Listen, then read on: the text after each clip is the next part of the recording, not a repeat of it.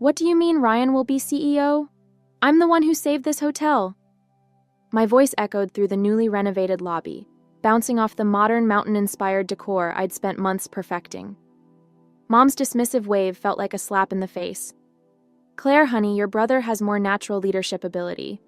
You're too detail-oriented, she said, as if explaining something to a child. That's when Ryan strolled in, hands in his pockets, wearing that smug smile I'd seen since we were kids. Hey sis, don't take it personally. Someone needs to handle the day-to-day stuff while I focus on the bigger picture.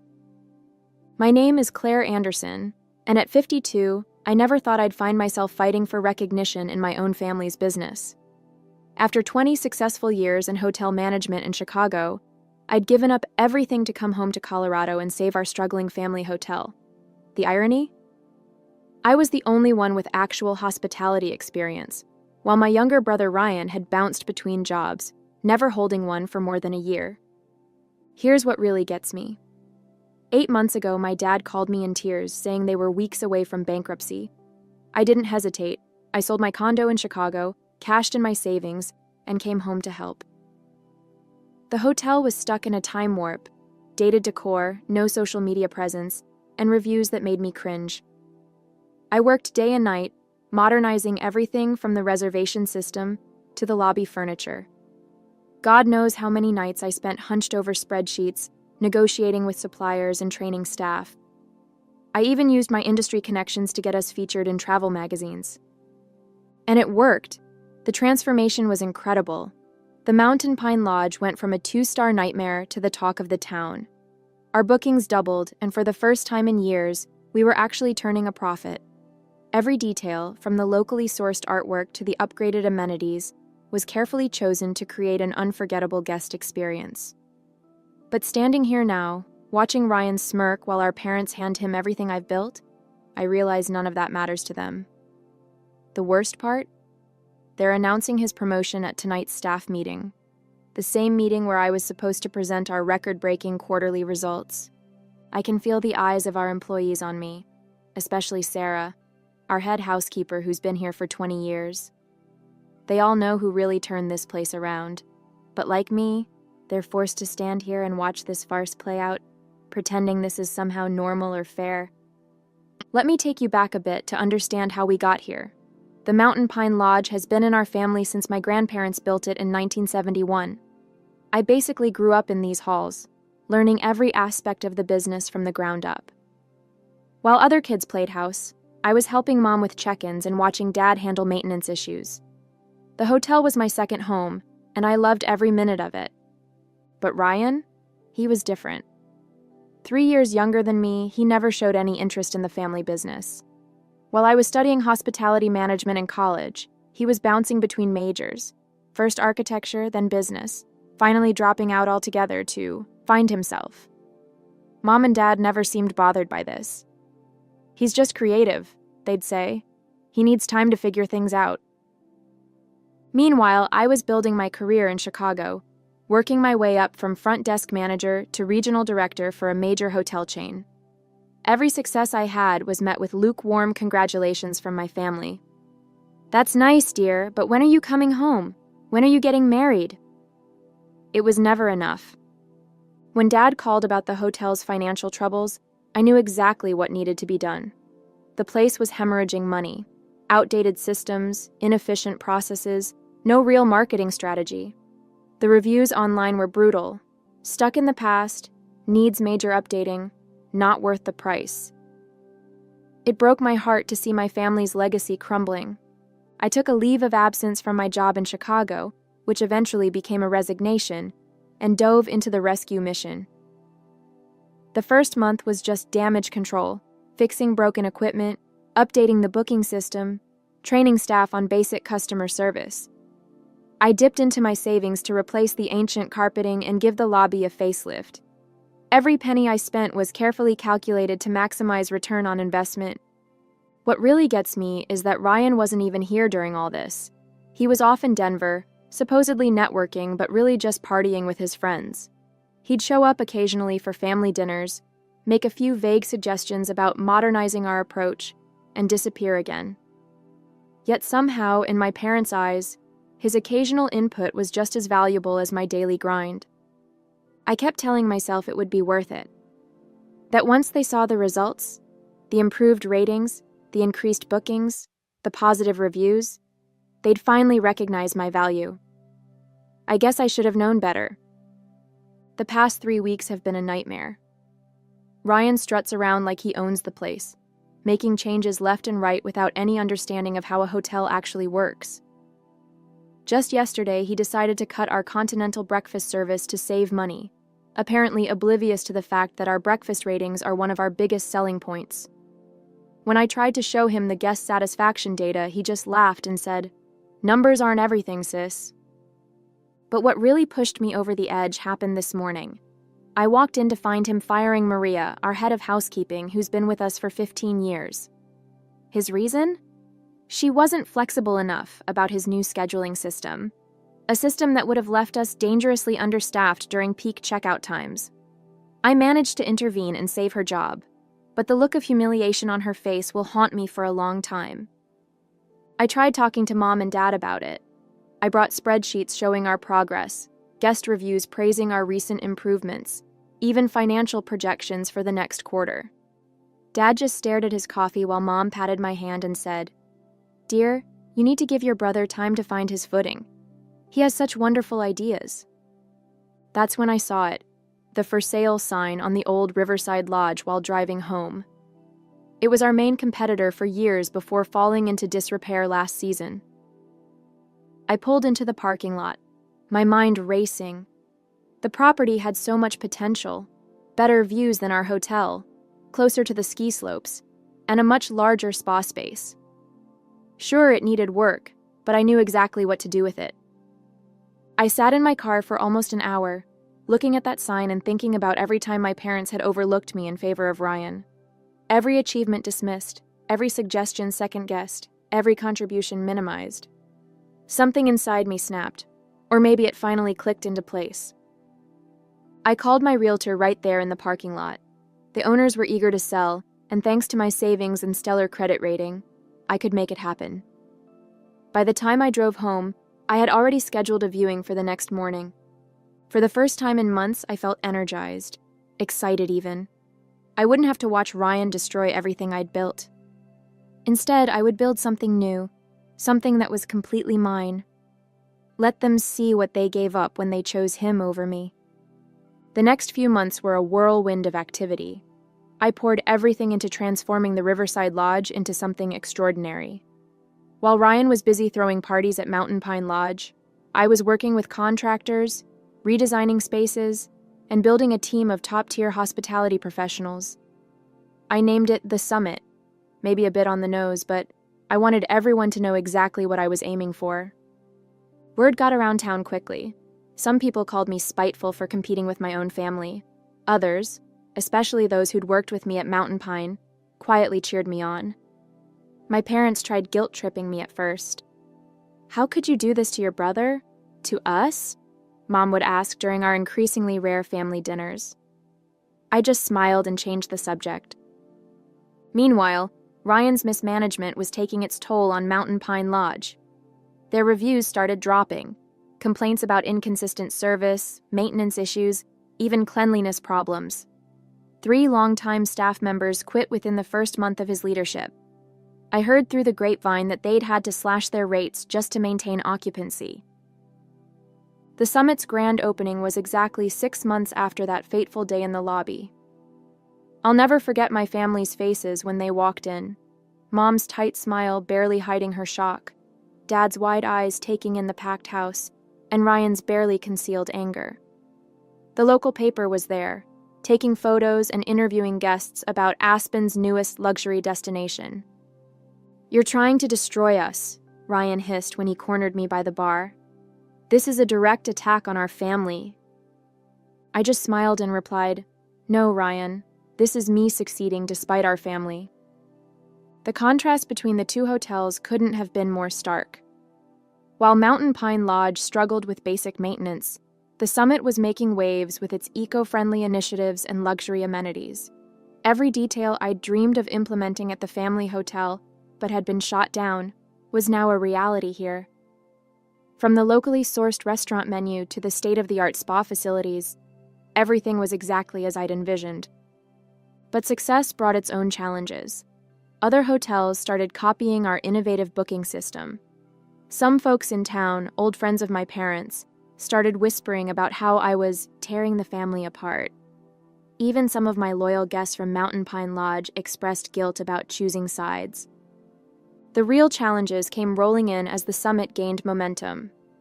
My former vendors from Mountain Pine Lodge started getting pressure not to work with me. Mom had quite the social circle in town, and suddenly some longtime family friends stopped meeting me for our usual coffee dates. I even lost my spot on the local tourism board. Apparently, there was a conflict of interest. But I wasn't about to let small-town politics derail everything I'd built. When local vendors hesitated, I found better ones in Denver. When the tourism board dropped me, I focused on building direct relationships with ski tour operators. Every obstacle just pushed me to be more innovative, more determined. Then came the biggest test of all. Mom and Dad showed up at my office one morning, looking worried. The bank was threatening to call Mountain Pine's loans. Ryan's mismanagement had finally caught up with them. They wanted me to come back, not as CEO, of course, but to help Ryan learn the ropes. "We're family," Mom pleaded. "You can't just let the hotel fail." I looked at them both, sitting across from my desk in the office I'd built myself, and felt strangely calm. "I offered to help 8 months ago," I replied. "You chose Ryan. Now you have to live with that choice." Dad tried a different approach. "Think about your grandfather's legacy," he said quietly. "This hotel has been in our family for generations." "And I tried to preserve that legacy," I shot back. "You're the ones who handed it to someone who treats it like his personal playground." The whispers around town got nastier after that. I was the ungrateful daughter, the bitter sister, the woman who'd turn against her own family out of spite. Some days those rumors hurt more than I'd like to admit. But every morning I'd walk into the summit's lobby, see my vision come to life, and know I'd made the right choice. My team became my new family. Many were former Mountain Pine employees who'd jumped ship, tired of Ryan's chaotic management style. They understood what I was building here wasn't about revenge. It was about creating something meaningful, something we could all be proud of. The breaking point came during the annual Colorado Luxury Hotels Awards. The summit was nominated for Best New Boutique Hotel, and Mountain Pine Lodge was conspicuously absent from any category. I was sitting in the ballroom surrounded by my team when they announced our win. As I walked to the stage, I caught sight of my parents in the back of the room. They'd shown up unannounced, probably expecting to support our family hotel as they had for years. The look on their faces said everything. Mom was fighting back tears, and Dad looked like he'd aged 10 years. Ryan wasn't there. He'd stopped attending industry events months ago, claiming they were just popularity contests. But everyone in that room knew what this moment meant. The student had officially surpassed the teacher. The detail-oriented daughter had built something better than the family legacy they'd refused to entrust her with. During my acceptance speech, I thanked my team, our guests, and even mentioned Mountain Pine Lodge, where I first fell in love with hospitality. The crowd's uncomfortable shifting told me they caught my subtle dig. But it was the conversation afterward that really changed everything. A renowned travel magazine editor approached me for an interview. As we talked about the summit's success, my parents hovered nearby, clearly listening. They heard every word as I described my journey, including how being passed over for CEO had motivated me to build something of my own. "Sometimes the best success stories come from being underestimated," I said, loud enough for them to hear. That evening, the magazine editor told me they were naming the summit Best Boutique Hotel in the Rockies in their upcoming issue. The same issue would feature a piece on traditional hotels struggling to adapt, with Mountain Pine Lodge as their prime example. When the article came out, it was like a bomb went off in our small town. Everyone who'd whispered about me being spiteful had to acknowledge the truth. I'd built something extraordinary, while Mountain Pine Lodge was failing not because of me, but because of their own poor decisions. Looking back on everything, it's hard not to feel a mix of emotions. Part of me still hurts from the way my parents treated me, how they brushed aside all I'd done as if it were nothing. But another part of me, maybe the bigger part, feels liberated. I'm living my life on my terms, not waiting for someone else's validation. When I walk into the summit every morning, I'm reminded of what I built with my own 2 hands. The vibrant lobby buzzes with life, guests chatting excitedly about their plans for the day, staff moving efficiently with warm smiles, the faint aroma of freshly brewed coffee mingling with the clean mountain air that drifts in when the doors open. It's everything I ever wanted the Mountain Pine Lodge to be, and seeing it thrive gives me a deep sense of pride. My team at the summit has become my family in ways I never expected. Many of them, like Sarah and Maria, are former employees of my parents' hotel who left because they saw the same lack of leadership I did. They've been instrumental in making the summit a success, and their loyalty humbles me. Sarah often jokes that she finally feels like her experience and ideas are valued, and I know exactly how she feels. Outside of work, I've started reconnecting with old friends. For years, I was so wrapped up in trying to prove myself to my parents that I let important relationships slip away. Now, I'm making time for coffee dates and hikes, rebuilding those connections. Some people from the town who initially criticized my decision to compete with my family have even come around, admitting they admire what I've accomplished. I've also started to find my place within the community again. Hosting events at the summit has helped me reestablish old bonds and even create new ones. Just last month, we held a fundraiser for the local animal shelter in our new event space, and it was a huge success. Seeing people come together for a good cause reminded me why I wanted to work in hospitality in the first place, to create spaces that bring people joy and comfort. But it's not all perfect. There are moments, especially on quiet evenings, when I think about my parents and Ryan. As much as they've hurt me, I wish things could be different. I've caught myself wondering if they've ever truly understood the sacrifices I made to save our family's legacy. Still, I've come to realize that their approval isn't something I need anymore. My success, my happiness, they're mine, and no one can take them away. For so long, I lived in the shadow of their expectations, but now I'm finally standing in my own light. It was about 3 weeks after the Colorado Luxury Hotels Awards when my parents finally reached out again. They asked me to come over for dinner. Just the 3 of us. I hesitated for a moment but decided to go. I wanted to hear what they had to say, even though I wasn't holding my breath for a real apology. When I arrived at the house, the atmosphere was different. My mom greeted me with a nervous smile, and my dad avoided eye contact, fiddling with his watch the way he always did when he was uncomfortable.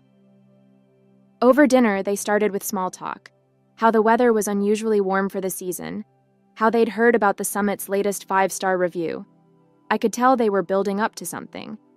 Finally, my dad cleared his throat and said, "Claire, we wanted to say we're proud of what you've accomplished." My mom quickly added, "We know we haven't always shown it, but we do recognize how much work you've put in. The summit it's remarkable." I wanted to feel happy about their words, but they landed flat. It felt like too little, too late, especially after years of being dismissed. Instead, I just nodded and waited for what I knew was coming next. Sure enough, my mom launched into it. "Ryan's been struggling. The hotel isn't doing well and he's in over his head. We were wondering if you could maybe guide him, help us get things back on track." For a moment, I didn't say anything. I let their words hang in the air while I looked at both of them, really looked at them. My mom with her carefully manicured nails gripping her wine glass a little too tightly, and my dad, who seemed to be studying the tablecloth as if it held the answers to all their problems. "I offered to help a year ago," I finally said, my voice calm but firm. "I gave up my life in Chicago to save Mountain Pine Lodge. You chose to put Ryan in charge, knowing he wasn't ready, knowing I had the experience to make it succeed. You didn't want my leadership then, and now that things have fallen apart, you're asking me to step in? I'm sorry, but I can't do that." My mom opened her mouth to argue, but I held up a hand to stop her. "I'll give you advice if you want it. I can recommend strategies, suppliers, even training programs for the staff. But I'm not coming back to fix what Ryan has broken. That's not my responsibility anymore. They didn't know what to say. My dad finally muttered something about understanding my position, but the disappointment on his face was clear. My mom looked like she wanted to argue more, but for once she didn't push it. Driving home that night, I felt lighter than I had in years. Setting those boundaries wasn't easy, but it was necessary. I wasn't bending over backward to make my parents happy or cleaning up Ryan's messes. I was choosing myself, my happiness, and my future. Over the next few weeks, I noticed a shift in how I carried myself. Saying no to my parents gave me the confidence to enforce boundaries in other areas of my life too. I stopped over-explaining my decisions to people, whether it was about work or personal choices. I became more comfortable letting go of relationships that no longer served me, instead focusing on the ones that brought me joy and support. At the summit, we hit new milestones. Our occupancy rates were the highest in the region, and we started receiving inquiries from other boutique hotel owners asking for consulting advice. My parents' hotel, meanwhile, continued to decline, though I did hear they finally hired a professional hospitality consultant to try to turn things around. Ryan and I barely spoke, and I was okay with that. He didn't apologize or acknowledge what had happened, but I no longer needed him to. His bitterness was his burden to carry, not mine. The summit had become a reflection of everything I'd worked for, my resilience, my vision, my independence. And as it flourished, so did I. Standing in the lobby of the summit one morning, I watched as the sunlight poured through the floor-to-ceiling windows, casting a warm glow over the modern decor I'd designed. A family walked past, laughing as they planned their day, while one of my staff expertly handed a couple their itinerary for a scenic snowshoe hike. It hit me in that moment how far I had come, not just professionally, but personally. For years, I'd measured my worth by my parents' approval, by their ability to see and acknowledge my contributions. But now I realized I didn't need that anymore. What I had built here wasn't just a hotel. It was a testament to my resilience, my creativity, and my ability to thrive despite the challenges thrown my way. The journey had been hard. Letting go of the hope that my family would change was painful, but it also freed me. I no longer felt tied to the weight of their expectations or their dismissal. Instead, I felt proud. Proud of what I had created. Proud of the team I'd cultivated, and proud of the life I was living. I wasn't just surviving, I was thriving. The Regional Hospitality Awards ceremony was the kind of event I used to dream about attending. The room was buzzing with excitement, filled with industry leaders, journalists, and hotel owners from across the state. As the announcer began to list the nominees for Boutique Hotel of the Year, I caught a glimpse of my mom and dad seated toward the back of the room. Their faces were unreadable, but I could sense the weight of what this moment meant to all of us. When the summit was announced as the winner, the room erupted into applause. My team cheered as I walked to the stage, my heart pounding. As I accepted the award, I glanced at my parents. My dad gave me a small nod, and my mom's eyes glistened with unshed tears. It wasn't quite an apology, but it was acknowledgement, something I'd long since stopped expecting, but still appreciated in its own way. After the ceremony, I joined my team in celebrating. My parents didn't approach me, and I didn't go to them. This was my moment, and I wanted to share it with the people who had helped me achieve it. I felt truly free, free from the need for their approval, free from the shadows of their choices. Success wasn't about proving them wrong anymore. It was about proving to myself that I was capable, deserving, and enough. And as I raised a glass with my team that night, I knew I'd finally found peace.